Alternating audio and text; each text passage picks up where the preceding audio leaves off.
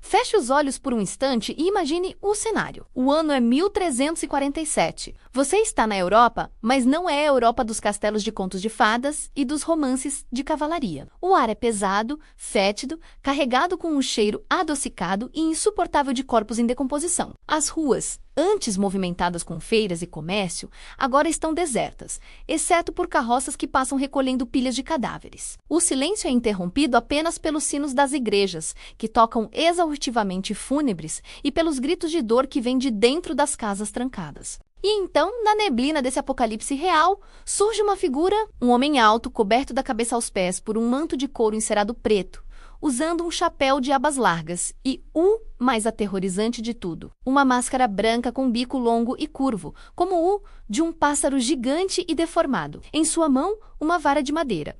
Ele não fala, ele apenas aponta. Para quem ele apontar, a sentença é quase sempre a morte. Esse é o médico da peste.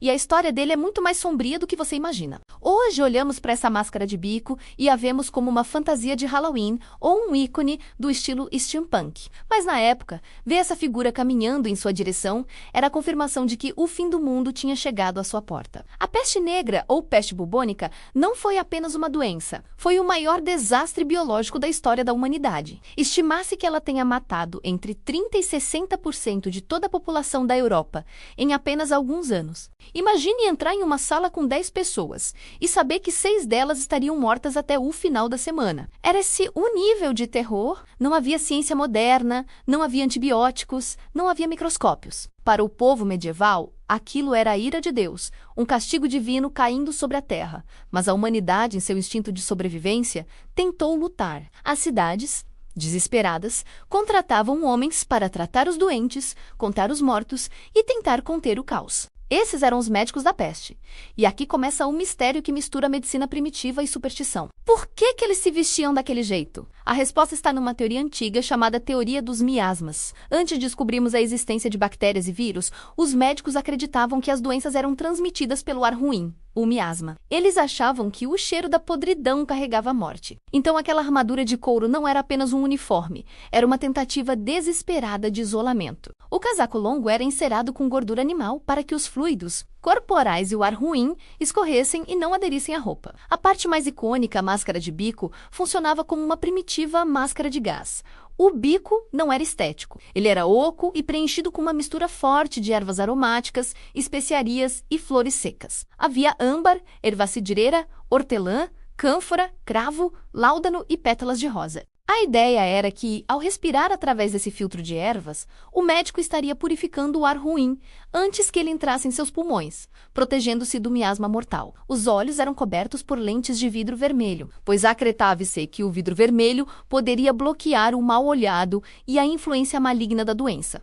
E a vara de madeira que eles carregavam servia para examinar os pacientes sem touca, lós diretamente para levantar as roupas dos infectados e muitas vezes para afastar as pessoas desesperadas que tentavam se aproximar, implorando por cura. Antes de continuarmos a desvendar os tratamentos bizarros que esses médicos usavam, eu preciso te fazer uma pergunta. Você tem coragem de olhar para o passado sem filtros? Aqui no canal Crônicas de Ampulheta, nós mergulhamos nos fatos que os livros de história muitas vezes deixam de lado. Se você gosta de mistérios, curiosidades históricas e do lado oculto da humanidade, a sua hora de agir é agora. Inscreva-se no canal e faça parte da nossa comunidade. A cada vídeo, uma nova descoberta. Não deixe o tempo passar. Clique em inscrever-se e vamos continuar essa jornada. Agora imagine ser um paciente desses médicos. O tratamento era, muitas vezes, pior do que a própria doença. A medicina da época era baseada no equilíbrio dos 4 humores do corpo. Então a cura mais comum era a sangria. Os médicos cortavam as veias dos pacientes para drenar o sangue infectado,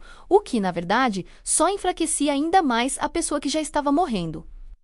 Outra prática comum e terrível era a cauterização dos bubões. A peste causava inchaços dolorosos nas virilhas e axilas, cheios de pus escuro. Os médicos cortavam esses inchaços e aplicavam ferro em brasa ou pastas feitas de ervas, excrementos humanos e resina de árvores. Alguns chegavam a colocar sapos ou sanguessugas diretamente sobre as feridas, na crença de que os animais sugariam o veneno da peste. Mas, curiosamente, foi em meio a esse caos e ignorância que surgiu um conceito que usamos até hoje e que salvou milhões de vidas ao longo dos séculos. A palavra quarentena tem uma origem direta nesse período sombrio. Veneza e Ragusa, cidades portuárias que viviam do comércio, perceberam que a doença vinha dos navios. Então, elas decretaram que qualquer embarcação que chegasse deveria ficar isolada no mar por 30 dias, o que chamavam de Trentino. Mas, como a doença continuava avançando, eles aumentaram o prazo para 40 dias, ou em italiano, 40 giorni. Daí nasceu a palavra quarentena.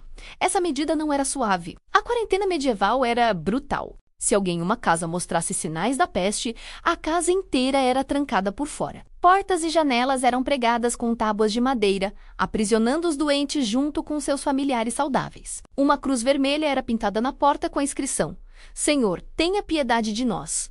Guardas armados ficavam do lado de fora para garantir que ninguém saísse. Basicamente, as autoridades condenavam a família inteira à morte para tentar salvar o resto da cidade. Havia também as ilhas de isolamento, os lazaretos, para onde os doentes eram levados para morrer longe da vista da sociedade saudável. E quanto aos médicos da peste, eles sobreviviam? Ironicamente, a roupa assustadora deles oferecia sim alguma proteção, mas não pelo motivo que eles acreditavam. O miasma não existia. A peste era causada pela bactéria Yersinia pestis, transmitida pelas pulgas dos ratos. O casaco de couro grosso e encerado, as luvas, as botas e a máscara, cobrindo todo o corpo, impediam que as pulgas chegassem à pele do médico. O bico com ervas fortes também podia atuar como um repelente natural de insetos. Sem saber, ao tentarem se proteger de um cheiro fantasma, eles criaram uma barreira física contra o verdadeiro vetor da doença. No entanto, muitos desses médicos não eram profissionais renomados. As cidades pagavam fortunas para qualquer um que tivesse coragem de vestir a máscara. Muitos eram ex-estudantes de medicina fracassados, açougueiros ou charlatães que viam na peste uma oportunidade de enriquecer rápido, cobrando por curas falsas e testamentos forjados de pacientes moribundos. Mas também houve heróis. Nostradamus, o famoso profeta, foi um médico da peste que desafiou as práticas da época,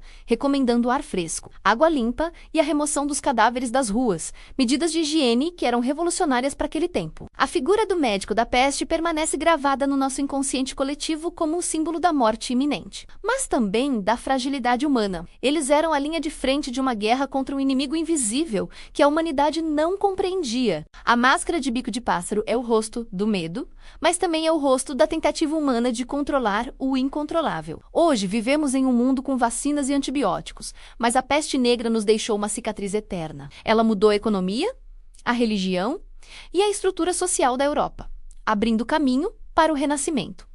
A humanidade precisou quase ser extinta para renascer. E a lição que fica é a de que, nos momentos de maior escuridão, somos capazes das maiores atrocidades, como trancar vizinhos para morrerem sozinhos, mas também das maiores invenções de sobrevivência. Quando você ouvir falar em quarentena ou ver uma máscara médica hoje em dia, lembre-se da origem macabra disso tudo? Lembre-se do som da vara de madeira batendo nas pedras da rua e da sombra do homem-pássaro que caminhava entre os mortos. A história é feita de ciclos, e conhecer o passado é a única forma de nos prepararmos para o futuro.